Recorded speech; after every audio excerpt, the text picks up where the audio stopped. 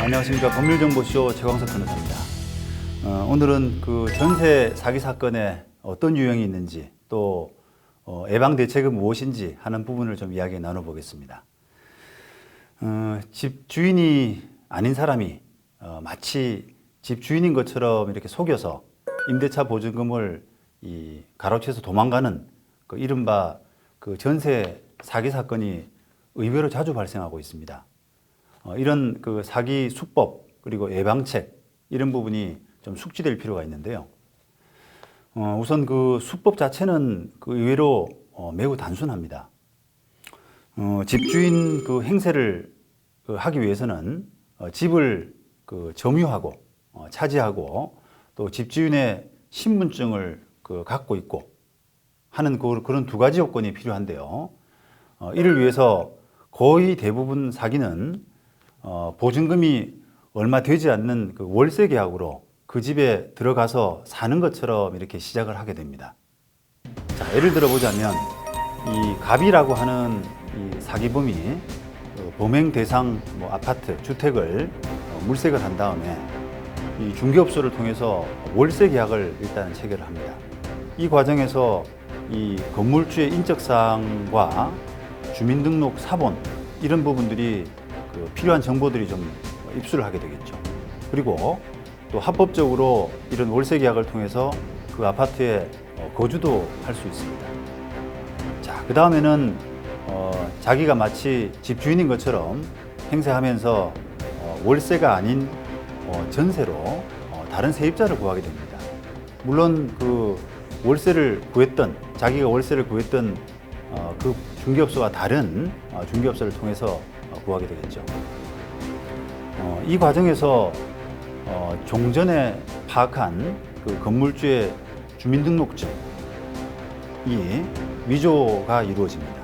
주민등록증에 의존해서 이런 건물주 인적사항을 파악하는 지금 현재 이런 거래 관행이 있는데 이런 거래 관행으로는 이런 부분이 사기라고 하는 부분을 확인하기가 굉장히 곤란합니다. 그래서 이런 관행 때문에 이런 그 전세 사기가 굉장히 많이 발생하고 있습니다. 여기에다가 공인중개사가 이 조직적으로 만약에 가담을 하게 되면 피해 규모가 훨씬 커지고 또 사기라는 사실을 알아내기도 쉽지가 않습니다. 자, 조금 다른 유형이긴 하지만 건물주로부터 그 건물 관리를 위임받은 중개업소의 범행도 있습니다. 정상적인 그 건물주로부터 실제 임대를 위임받았습니다. 아까와는 좀 다르죠. 그래서 이런 그 정상적인 그 건물주한테 임대를 받았는데 건물주는 아무래도 이제 월세를 받기를 선호하기 때문에 이런 부분을 이용해서 실제 세입자한테는 전세로 목돈으로 이렇게 임대차 계약을 하고도 건물주한테는 월세로 계약 체결한 것처럼 거짓 보고를 하는 그런 방법입니다. 그렇다면 이게 이제 보증금 차익이 발생하게 되는데 그 보증금 차익을 횡령하는 그런 수법을 쓰게 됩니다. 이 과정에서는 건물주 보호용으로 이 가짜 전세 계약서가 만들어지게 됩니다. 자, 심지어는 이 건물주 확인을 세입자가 간혹 그 건물주 확인을 좀 하자, 건물주를 만나보고 싶다 이런 요청을 할 때 건물주 확인을 대비해서 임차인 연락처까지 허위로 이렇게 기재하고 또 가짜 건물주까지 대동하는 그런 치밀한 수법도 사용되기도 합니다.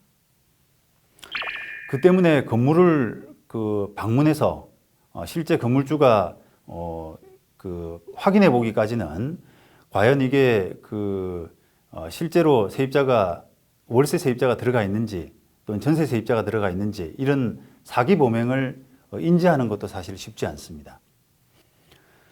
결국 이런 그 범행의 공통점이라고 한다면 건물주 본인의 의사를 직접 확인하려는 그런 노력이 부족한 우리 그 부동산 거래 문화 이런 부분을 이 사기 범행들이 사기범들이 파고들고 있다라고 하는 그런 점입니다. 본인과 계약하는 계약일 경우에는 반드시 본인 확인을 위해서 그 사람이 본인이 맞느냐라는 부분을 확인을 하기 위해서 신분증 이외에 나머지 부분을 더 확인을 해야 되는데도 신분증에 너무 의존을 하고 있습니다. 또 반대로 그 본인이 아니라 대리인이 나오는 이런 계약일 경우에는 그 형식상의 위임장이 있느냐 없느냐 이런 부분에 너무 의존하는 경향이 있습니다. 결국은 실제로 대리권이 있느냐 하는 부분을 정확하게 확인하지 않는다는 것이죠.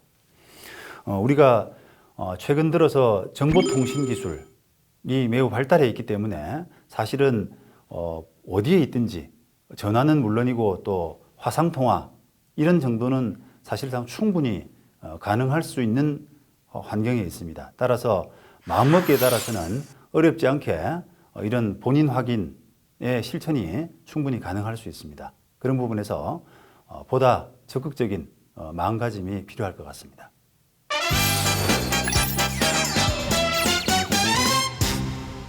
네, 오늘 이야기 나눈 그 전세 사기 사건의 유형 그리고 예방 대책에 대해서 키포인트는 전세 사기 예방을 위해서 반드시 건물주 본인인지 여부 그리고 본인의 의사 확인을 보다 좀 적극적으로 할 필요가 있다는 것입니다.